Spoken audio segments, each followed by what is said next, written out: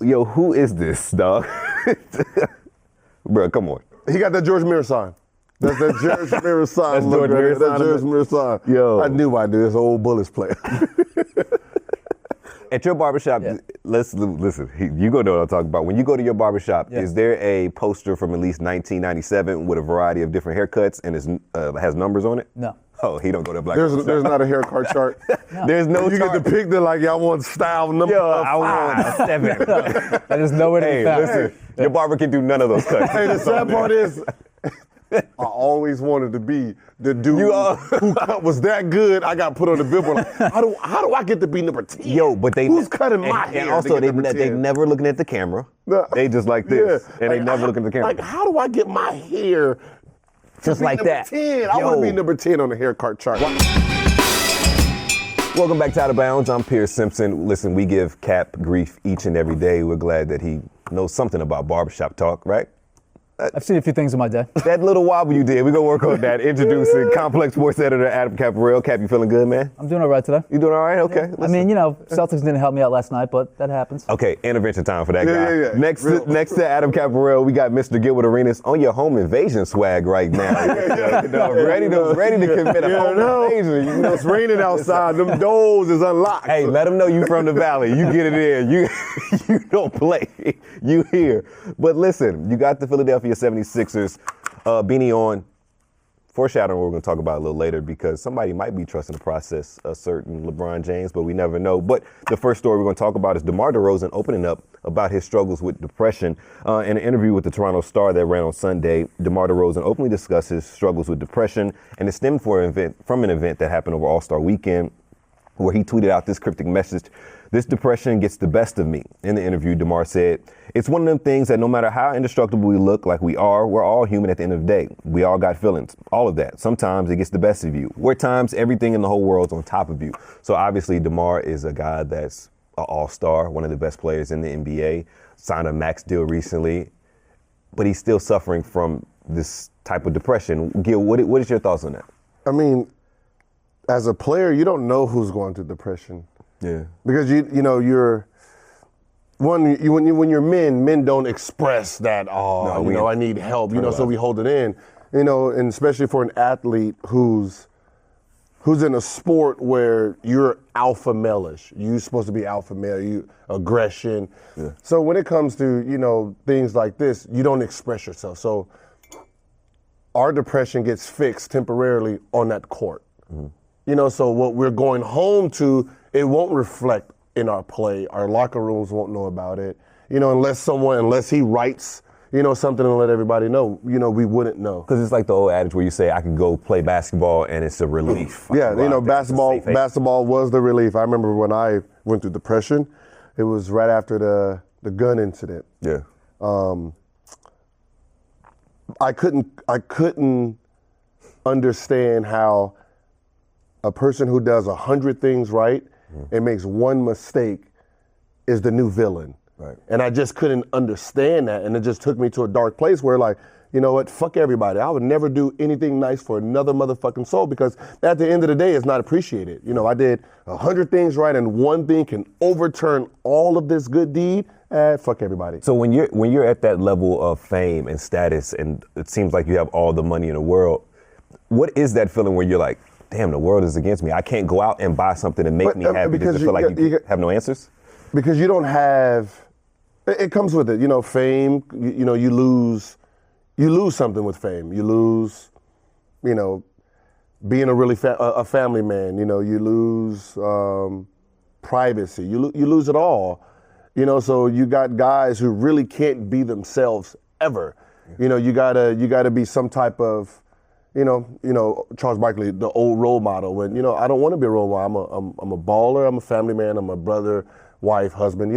Like that's all I want to be. I don't want to be some guy who's sitting here trying to pretend to be something else. It actually gets to be. And there's not really any protocols in the league. At least I don't think anyone that are made public about how to deal with that for players, right?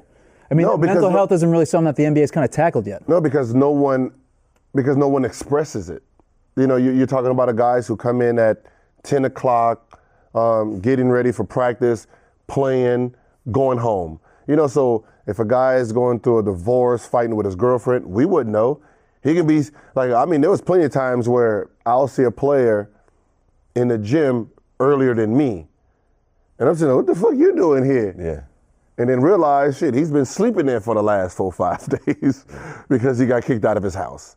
You know, but you wouldn't know that because they're coming in, they're playing, and they're practicing, you know, everything is fine because once you get on that court, you're around your dudes, you're around your friends. So you're sitting there, y'all joking, telling stories, and then it all goes away until you leave us. Because you mentioned, is there any type of league mandated type of things, or any things that whether the association or individual teams are doing to help players? But recently, Michelle Roberts, the executive director of the NBA Players Association, said the recent CBA agreement will allow for league-wide wellness programs for mental health. We've seen a variety of players in the NBA suffer from mental health issues, whether it's Larry Sanders, Dennis Rodman, Jerry West, or Royce White, who not recently, but was drafted in the recent years and said that he wouldn't fly because he has emotional issues and emotional distress. So we see mental health issues. You have guys who are scared to fly. You have those little things where, you know, most of the stress, to be honest, comes from family members. Right. You know, you're talking about a kid who we're family. Yeah. You know, it's then it becomes, oh, he's the bank. Yeah. You know, I need this, I need that, I need this, I need that, I need this. And I mean, it's a reality check on the first time you actually know what child support really means. Yeah. You're my child, you're going to support me. And that's how that looks. Like, you want to give your parents everything, you want to give your friends everything, your homies everything. Like, you want to live up to their expectations, but at the end of the day, like, you've done it. You did this. You got to this point, and you're just sitting there every 5 minutes. Okay, 20 tickets here. Okay, $10,000 here. Oh, you lost your house here. You lost, and it's just ongoing and ongoing, and it never fucking stops. So as a player, your finances are very much public record. Anybody can go search your salary, what you made. As soon as you ink that deal and it comes out in the press, cousins come out. You know, I'm pregnant. How did you deal with it? How did you deal with this? You see my phone, right? Can't take incoming calls. Can't take incoming calls. So I don't. So like if you call my phone, there's no nothing. Yeah. So you got to text me and I get to screen your text. But that's what I did in the NBA. Is like for 10 years there was no incoming calls because I don't want to hear about no fucking I need tickets. Like, you know, my game. I'm there to play. If you need tickets, talk to this person the day before. So I didn't do nothing on the game because I didn't want nothing to mess up my mental before a game. You know. So it's like, you know, the old saying, because I don't understand parents when it comes to this. You raise your child to be a better person for their child. Yeah. But when it comes to athletes, you're raising your child to take care of you. So it's like, you know how the parents, that old saying says, a parent should never bury their kids. Right. A child should never support their parents. Right. You know, and that's like, you're supposed to raise me so I'm a better man so I can raise my children. Not you raise me so I can take care of you. Like, fuck is this? Yeah, no, I get it. But that's the thing. Like, you watch AAU and these parents is like, hey, he's gonna make me rich one day. But there's a lot of parents trying to live their unfulfilled dreams through their children. Yeah. True, yeah, very true. And but as a child, you're taking on that stress. Like, you know, it's like the best thing in the world is to sign that contract.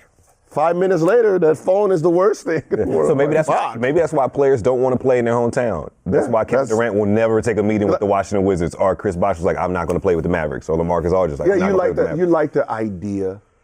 You like. I remember talking to Dwayne Wade about this, and he went back to Chicago. I was like, how was it? It wasn't what I thought it was going to be. Yeah.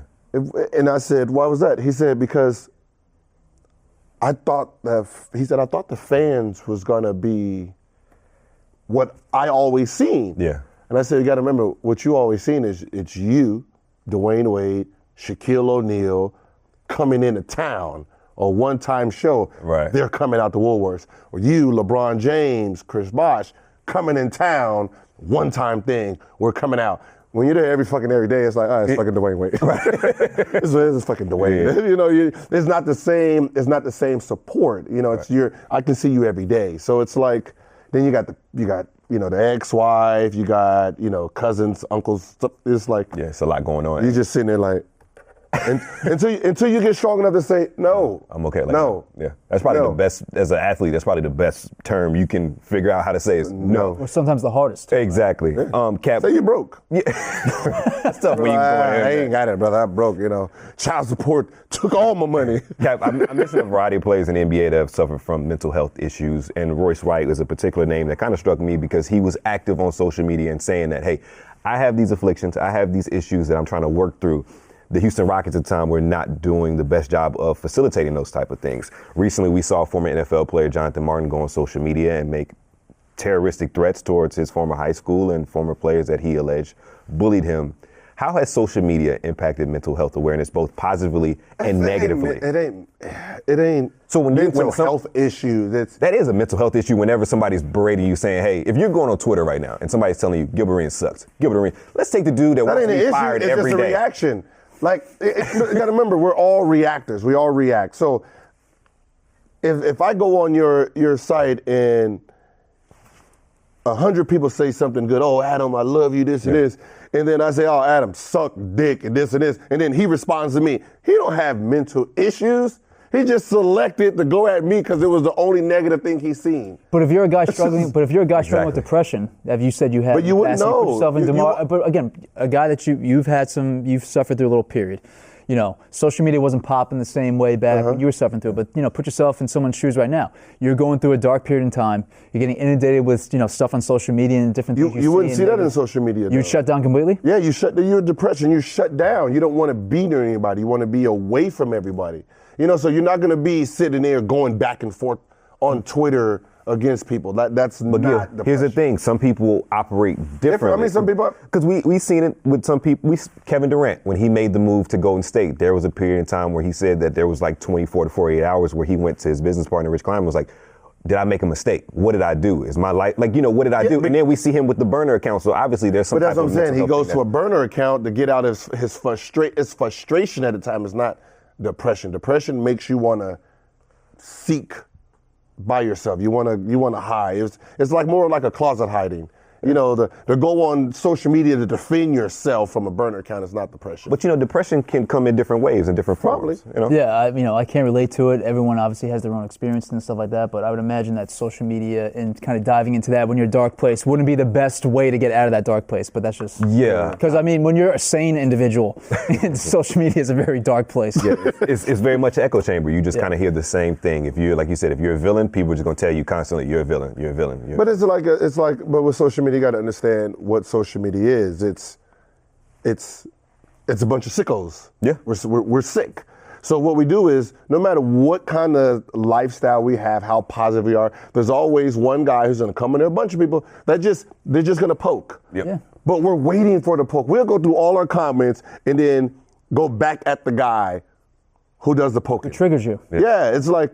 But that's what they wanted. They want a reaction. They want the reaction. We give it to them. Yeah. I'll be above it. Yeah. That's why I like everybody. Gilbert, you're gay. Like. But most importantly, shout out to DeMar for being open. Oh no, it's really to be that honest and that upfront. But it's therapeutic. It's therapeutic and it gets the conversation. Yeah, hopefully he gets into a better spot. Yeah. I mean, he lucky I wasn't playing. Why? 1-4 flat. He's weak. Bye. Get this guy. What's wrong with him? It's the competitiveness. Yeah. All right. Because y'all are sickos. You're that sicko. All right. This guy. That's a kid. What are we going to do with you? Yeah. All right, keeping it moving. A company's recruiting LeBron to the Sixers through a bunch of billboards in Cleveland. So a Power Home remodeling company, which is based in Chester, Pennsylvania, put up 3 billboards along I-480 in Cleveland recently, about 7 miles outside the Cavs Quicken Loans Arena. And if you haven't seen them, you definitely take a look because they spent obviously a decent amount of money to put these up there, and I think they're pretty clever, and the trust the process nuts are probably going crazy over this right now. So 3 billboards up. The question I have for you guys for this topic is over under 3 months those billboards last in the Cleveland area. Wait, this... I heard the story.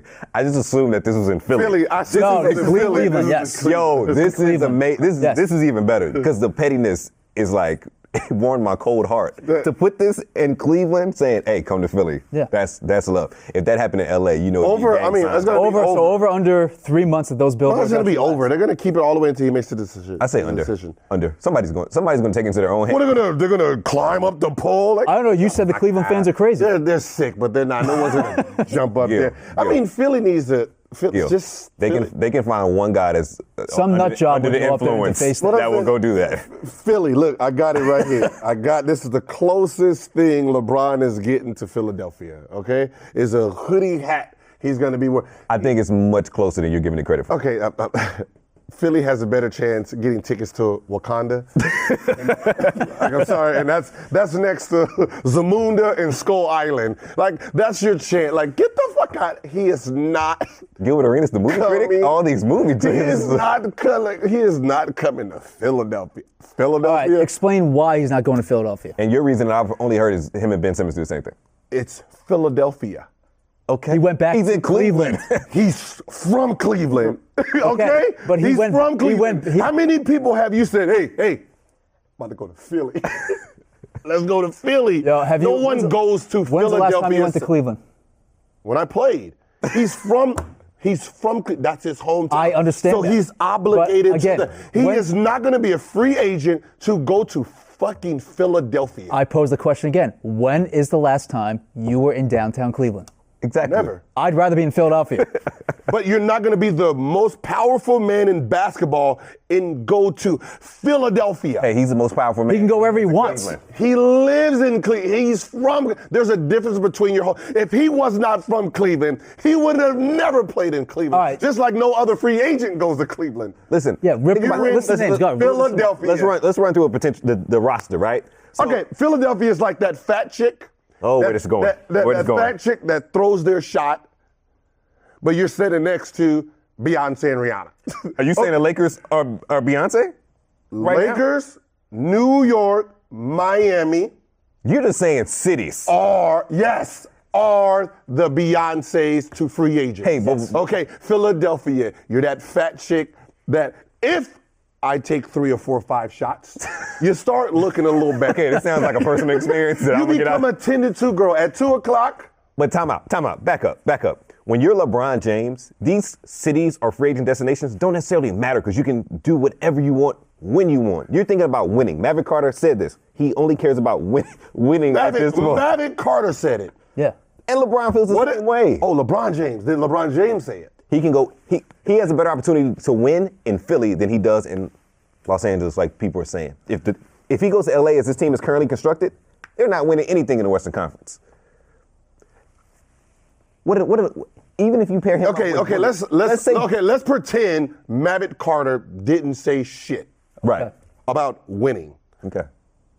I love how you're trashing Philly with a Philly hat. Does Philadelphia have a chance To get LeBron James? They have the cap room. They have the cap room. Everyone has a cap room. No, they don't. Everyone's gonna make their cap they room. don't. That's not true. No, they You're don't. gonna pay whatever you want to LeBron James to come to your team. The Rockets would have to move heaven and earth to get the cap room. Lakers for LeBron have the James. cap room to get LeBron and 2 other fucking stars. Yes, and Yeah, one of them that they're targeting has a torn Achilles tendon right Yeah. now. Exactly. And the other one at the target might re-sign at OKC. Because the people want to be in OKC. Because free agents want to be in OKC. Hey, Russ, come Russ, on, on a good team. Russ re-upped in OKC. Listen, And he's what's from that LA. little kid? Listen, Linda, listen. Listen. There's a reason the same cities are shitty every year. It's the city. Then the organization. Is Philly a great organization in basketball players' minds? No, they have a fucking horrible medical staff. Do you think LeBron James is going to go over there with the fucking... He has a better chance having Doogie Howser come over there and be part of that medical staff than trusted fucking the process. So he is not going to Philadelphia. So where's he gonna go? Either the Lakers... Not gonna happen. Okay. The Lakers... the Lakers... New York, where he can make $1 billion if he wins a championship. And who is he gonna play with? Porzingis? Unicorn will be back. All right. Okay. Let me ask you. Okay, you're a free agent. Yeah. You can make $20 million a year in Philadelphia, Yes. right? Right. You can come to Lakers, make $20 million plus $20 million on your shoe deal, plus moving deals, have all the best girls in the world. He's married. Which I'm just saying, as a free agent, But he's married. you're not married. I'm just talking about period. I thought we were talking so about LeBron. you can win there, or you can make 60 millions winning here. But see, if I'm LeBron James and I can make my dough regardless of where I'm at, come on now, it's LeBron James. He can make his money regardless. He's in Cleveland. He's one of the highest paid. Cleveland. Everything heightens in certain cities. Of course. But that's But when why you're- people but when you're go LeBron to James, you certain cities. supersede it. Just like New York Yankees. That's why big free agents want to be in New York. No, Everything it's because the heightens. organization is committed to winning, and they put the resources behind. Lakers is considered winners. Right when? Oh, really? Not now. I mean, of course Is they this go 2011? Of course they go through this shit. This shit show. But it's been almost a decade. But they turn it around like this. When? They They turn it around like tried. this. They tried a couple times. He is Remember not. they tried to get Dwight Howard and He Steve Nash? is not coming here. I'm all for LeBron going to the Knicks, so I like where your head's at. Hey, Big city, And- LeBron. Yeah, come to New York, LeBron. If we say Philadelphia. Philadelphia? You're talking about the same franchise that went to the championship with Allen Iverson and they couldn't sign one free agent to help him? Get the fuck out of here. Bums over there. Listen, I think your assertion that They're not even going to keep the guys they have. Listen. Yeah. Listen. Your assertion that Ben Simmons and LeBron James play the same position is what is the most, I think, telling thing of why LeBron wouldn't go to Philadelphia, because they have the cap room for him. I mean, everyone has a cap room for, but I think you do have you both got small forwards at 6'10" that both do the same thing. But if he also has a relationship with Clutch Sports the way Simmons does, and the representation with Rich Paul, that's obviously a tie-in. And I think you're shading Philly more than it should. Okay, that's just like you have Patrick Ewing, Yeah. right? And you can draft Shaq. Do you draft him? yes, Of course. Yeah, and you sound stupid. No. You got two players that's going to run down the court and run right to the right block. The first one who gets it is there. No. Where does the other one go? Because he can't post up on the left You block. bring in So- Shaq, and you deal Patrick Ewing. Exactly. So you bring in LeBron and you deal Ben Simmons. If you want to win a Is that championship basically next what year, you're why saying? not? So then you don't have a starting lineup with Ben Simmons in it. You restock draft picks Come to get some on. other really good role Come players. on, you sound stupid. You sound like ESPN now. You sound like ESPN, just a bunch of dum-dums. Well, I mean- Come on, the point of him coming is because of Ben Simmons and what they have. That's fine. To bring him in and trade one out. Then it's either between the Lakers, the Knicks, or the Spurs. Oh, well, Well, Pop's know. been recruiting him through the media. as he has some type of seizure or whatever you're doing just now, that segues perfectly because Cleveland and San Antonio played this past Sunday on ABC, and the Spurs smacked Cleveland at home, 110-94. But an interesting tidbit. At home where? Cleveland? In Cleveland. San Antonio smacked them at home. But Patty Mills was involved in some type of racist taunts from the Cleveland fans. They were chanted, yelling at 2:29 left in the game while Patty was at the free throw line. Hey, Jamaica called, they want their bobsledder back. Hey, Mills, Jamaica just called, they want their bobsledder back. These are the Cavs fans to Patty Mills as he's at the free throw line. One Cavs fan, not many Cavs fans, just one, and one too many. What do we make of this? And how do we take It's fans Cleveland, dog. Yeah, but how do we take racist fans and make them pay for their words other than just barring them from the arena for life? Okay. It's Cleveland. One. Yeah. They're sickos over there. Because they called you the N-word with the hard ER, right? No, that was Boston. Boston, okay. That Yeah, was Boston. Boston. Okay. Like Cleveland fans they're one of the ruthless. They don't hold anything back. I mean, Dan Gilbert's, it was Dan Gilbert's or Dan Gilbert's boy threw a towel. At you? No, and I think it was Deshaun Stevenson. He was going, and then threw the towel at him. It was one of those things like, shut up and sit down. But that's them type of fans. You can't convince me of a racist fan. How not? What do you mean? Like, they're calling you N-words and all this with a black dude. Yeah, jersey. but races aren't rational. But I'm just saying with a black dude's jersey. Yeah, it's very he just don't like you. That's what I'm saying. It's sports. Like everything goes. But listen, Charles Barkley made the case one time that they should allow fans that say these racist taunts or say wild things to come on the court and just fist fight whoever they have an issue with. then you're going to have proposal. 20,000 people fighting all the star players on every team. Get that motherfucker the fuck out of here. Entertainment. Twitter will collapse on itself every night. Okay, if you had the perfect fan, the perfect fan or hype man, what is his job and titles when you're going on the road? Just talk trash? Do what you got to do for me to get this win. That's it. And that's what fans are on the road. They say whatever they can possibly say to get under your skin. Their goal is to annoy the shit out of you. That's it. That's why you can't take it serious, like when it comes to sports. So you don't take racial taunts seriously? I take racial. You're not going to say, yo, hey, Jamaican bobsled guy, and then his favorite player is actually from Jamaica, and he has the fucking jersey on. Right, but like when fans say these racial type things, it just kind of further perpetuates the issue that we're facing that's much larger, where you'll have pundits say just shut up and dribble because. But you got to remember before social media and athletes started to politic. Did you know there wasn't really much racial tension in sports itself? Well, there was always been some racial tension. I mean, even Bill Russell when he was a member. But that's back then. I'm talking about from the 90s on. There's really, because the sport is all black. The fans, obviously, you got to cheer for. You can't just cheer for Scalabrine the whole night. But, Yeah, but like I guess I'm just saying you can't. Here's the thing though. In the white Jordan over there in Boston. The NBA has White Mamba. What the White Jordan. White Jordan. Simmer down. Let's just calm down just a little. No, I'm sorry. The White Jordan is going to be who? As he thinks. Man, we forgot about him already. Wait, you talking about the kid that was profiled in Sports Illustrated years ago? No. Hayward. Gordon Hayward? He's going to be, once he starts playing, swear to God, Boston? He's going to be White Jordan. I guarantee you someone taglines White MJ. Yeah, listen.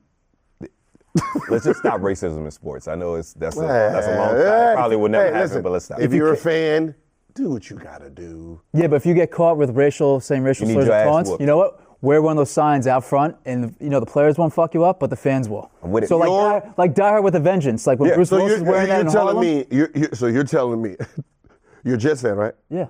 No, don't. All right, don't. First of all, don't. Jets fans are awful, so don't. No, I'm just saying. So you're there.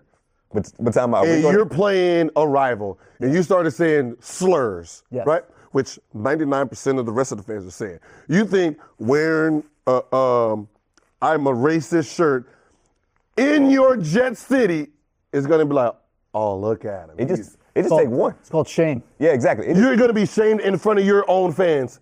No. Yes. No. Yes. You think whoever said the Jamaican thing is going to be shamed in front of his own Cleveland fans? You don't think a few guys are going to come up to him and want to, crush his? If it's a 20,000 seat arena, it just takes one person to knock your ass out for saying racist stuff. 20,000 people going against the fucking Jamaican bobsled. Listen, what they say on Twitter, these hands are E for everybody. Listen, you catch these hands saying some racist stuff. There's no convincing you sometimes. All right, switching to baseball a little bit. Gun lover Chipper Jones wants to ban assault rifles. So on Sunday, the future Hall of Famer talked to the Atlanta Journal-Constitution and said that he was for gun control, which may be surprising considering if you know Chipper Jones' background. He's a sportsman, has owned guns. He's kind of into that whole lifestyle to a degree. But Chipper said this to the Atlanta Journal-Constitution, quote, I believe our constitutional right to bear arms and protect ourselves, but I do not believe there is any need for civilians to own assault rifles. So Chipper kind of went further and specified that he is in favor of raising the minimum age to purchase a gun to 21. He's okay with people owning hunting rifles, shotguns, and pistols, but wants tougher legislation on assault rifles like AR-15s and AK-47s, which he thinks only soldiers should own. So, I mean, are we kind of surprised to hear that again from Chipper, a guy who grew up in kind of more rural Florida, a guy who's a gun owner who has this kind of notoriety for being, more of a woodsman, if you will, that you think would kind of be more for pro guns than he is. I think he's spot on in what he's saying. I mean, there's no need for regular civilians to have assault rifles. Like, that's not necessary. Why is it tougher for me to rent a car than to get an assault rifle? That's crazy to me. Why? And you were saying it's tough to get a handgun than it is to get an assault rifle. Listen, I'm black, okay? This does not pertain. We just hunting? No. Okay, only white America can afford AR-15s. Oh, hell, assault rifles. You don't see that shit in the hood. No, you don't see it in That's there. so- Well, unless you're in Chicago. You don't see those type of weapons. You see the 22s, 38s, 40s, and if you all got a little money, you get your 50 cal here and there. But other than that, them AR-15s is just that's rich people shit. I just want you to know that the comment section, they gonna get on you. I just said Look that's at Gilbert Arenas knowing about his guns. That's what they gonna hit you with. Listen, I was a gun collector. Yes. And so We're all aware. Yeah, we're all aware of it. I had about 500. You You know, have 500? Why would you have 500 guns? 500? Gun collector. Okay. Like if you're a shoe collector, and I say, how many shoes you got? You be like, I got 1,000. And I'm like, you got 1,000 shoes? Yeah, That's a lot of shoes. Yeah, And I tell people you're lying if you have 1,000 shoes. I had about 500 guns. Yeah, I bought the gun collection from an old vet guy who used to collect when he was little. So, you know, it was a lot of antique stuff. Yeah. Oh, okay. So in your playing days, we obviously know the incident, but in general, was gun ownership among NBA players a popular thing? Yeah, usually every player had, you know, 38, 40 something. It was for protection, right? No? That's the funny part. It was for protection that we never used. Like you never heard NBA players shooting. You hear NBA players getting robbed, but never actually heard an NBA player. But never like it's more of a deterrent. Unless you're the mid-2000 Pacers outside a strip club. Yeah. But allegedly. Yeah. But that's what I'm Well, you saying. hear about guys' houses getting robbed, but not guys getting carjacked or. Like, I mean, got carjacked. You get snatched for your chain. It was just something that was. It was part of the thing, you know. It's like you hear the rappers talk about it, so you got one too. You got the money. You got your little stash box in your car. You know, it was just one of those things, and it was. But no player ever intends to use an actual gun. But is there ever any paranoia when you see another player that's maybe in the same league get robbed or assaulted where you're like, okay, I got to get a gun? So the reason athletes have guns and should have guns because.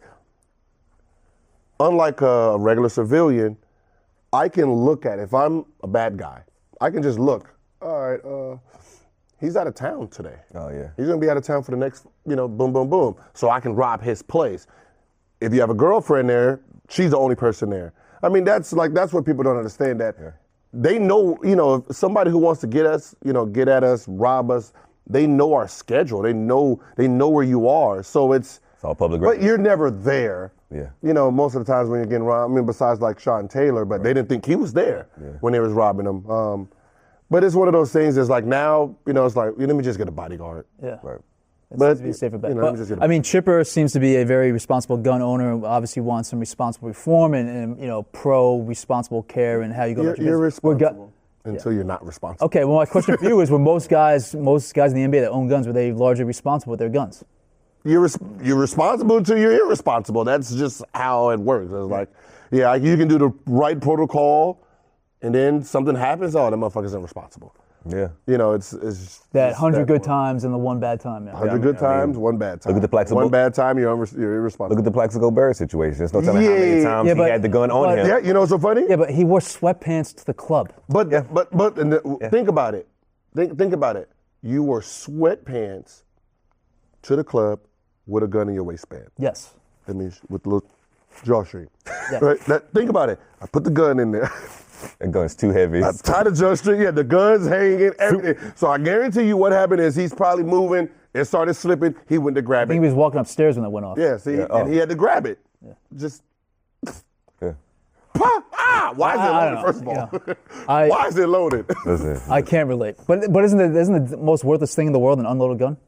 Yeah. Well, I don't know. It's the deterrent part. It's like I'm, you're $20-30 million. You're like, hey, get away from me. Like you don't realize, you're like, I took him out. You got a 350-pound bodyguard. I don't get that. That's the weirdest thing too. It's like you have bodyguards. Just get a bodyguard. And these bodyguards, you just can tell they were just former offensive tackles. Let them goon it up. But they not gonna fight. But that's what I'm saying. You got to remember. They're a bodyguard. They should be fighting. Yeah, they just take homies that are big. Yeah, with all the mistakes people have made, now you have armed security.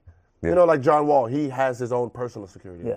Can you tell athletes too to stop getting DWIs? Like there's Ubers, there's taxis. I don't understand either. I think there's a Jets player that just got in trouble today driving the wrong way. Went the wrong way in the Lincoln Tunnel. And hit a truck. Fucking idiot. Yeah.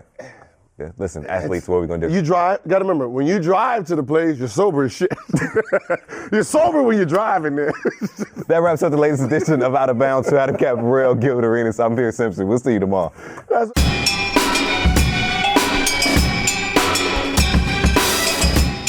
Yeah, I'm getting there. Yeah, but when you're making at least $500,000, you can afford to have a car for the night. Of course, I can afford to have a black car for the night. Yeah. I got this black Rolls Royce. I need all these hoes to look at. I need all these hoes. I need to park this motherfucker right up front. Until you go wrong way in the Lincoln. Yo, that's funny. Like, this is serious. He said, I could get a black car or this black Rolls Royce. I need all the hoes to look at. I want to create like Sound financial advice.